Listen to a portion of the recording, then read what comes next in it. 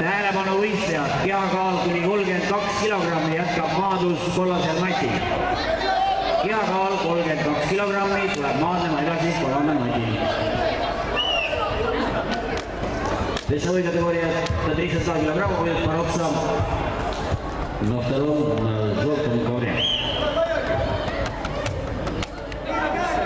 Ja valmistuvad Tanin Mosin, Kohter Kulkaru ja Heili Tiitus, Malmström Johan.